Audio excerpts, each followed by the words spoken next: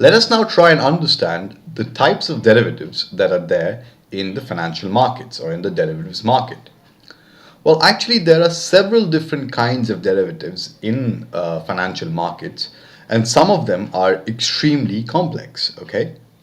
However, the good thing is that all derivatives that are trading in financial markets can be broadly classified under three categories, and they are forward contracts of futures, options, and swaps. So basically, all derivatives that are there in financial markets are either variants, that means there is some modification of these basic derivatives, or they are a combination of these basic derivatives. So you can have a complex derivative which is a combination of an option and a swap. You can have a complex derivative which is a modification of the futures contract along with the modification of the swap. So all derivatives that are there in financial markets will broadly fall under these three categories. Okay.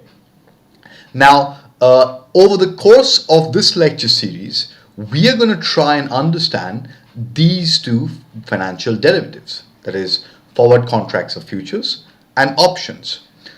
We aren't going to go much into the details in swaps, and you won't be needing swaps as a retail investor as well, because in India, as a retail investor, you cannot really participate in the swaps market or in the swap derivatives market. So basically, what you can participate as a retail investor in Indian financial markets, in Indian derivatives market, will be either futures or options. So we will cover these two derivatives very closely in this lecture series. Okay. Now, there are several different kinds of option contracts that are there in financial markets. You have option contracts like American options, European options, Asian options. There are several different kinds of options, and we will also cover a few of these different categories of options. But one thing that is common to all different categories of options are that they both have an option to sell and an option to buy. The option to buy is called a call option, and the option to sell is called a put option. Okay, so any option, whatever be the category, will always have a call option and a put option. Okay, so this is your first introduction to options. We'll of course get into much more details about this in later videos. So this is how the derivatives market is divided, right? Now that we recognize the types of derivatives that are there in financial markets, let us also understand the participants in a derivatives market. Who are the people who are participating, and what is the purpose and what is the objective of trading in derivatives? Okay, so the participants in a derivatives market can be broadly classified under three categories, and they are hedgers, speculators, and arbitragers. Hedgers are basically investors or traders who are trading in the derivatives market to reduce their risk. If you've seen my video where I showed how a farmer and a baker were got into a derivatives contract to reduce their risk, well, that is basically what hedgers are trying to do. Hedgers participate in the derivatives market to reduce their risk, and it is possible, as we have seen in one example. Speculators do the exact opposite actually. They take on risk, okay? And that's where derivatives can get extremely risky as well, because derivatives are products which, if you want, you can take much more risk than simply going and buying the underlying asset, right? So what speculators do is that they have a view or they have an opinion about the price or the value of an underlying asset, and based on the price or the value of the underlying asset, they form an opinion about the value or price of the derivative contract that is being traded, and they try and profit from their speculative assumptions. Okay, so they make an assumption, they may have an opinion, and the opinion could be that the value of some product will probably go up, or the value of some asset will come down, and they will position themselves in the derivatives market to make profit out of this movement. Of course, this is a risky strategy where if their opinion is wrong, they can end up losing a lot of money. The final category of participants in derivatives market are arbitrageurs. Now, what arbitrageurs try to do is that they try and make riskless profit. Okay. To understand this, let us first have a brief idea of what is. Let me give you a brief idea of what is arbitrage.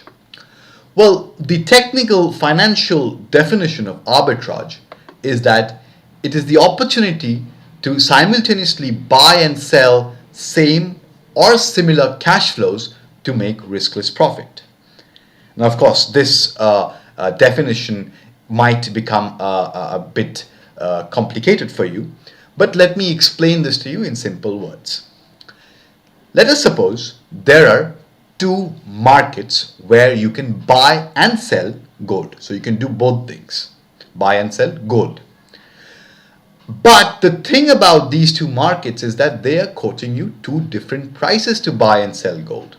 So in market A, you can buy or sell gold at 30,000 rupees per 10 grams. However, in market B, you can buy and sell gold at 31,000 per 10 grams. Okay, so the price is different in both these markets. If an arbitrager sees this, what he will immediately try and do is that he will go and buy the gold from market A and sell the gold at market B. So basically he's buying a particular cash flow, or let's not get into cash flow, he's buying a particular asset at a certain price and he's selling the same very asset at a higher price.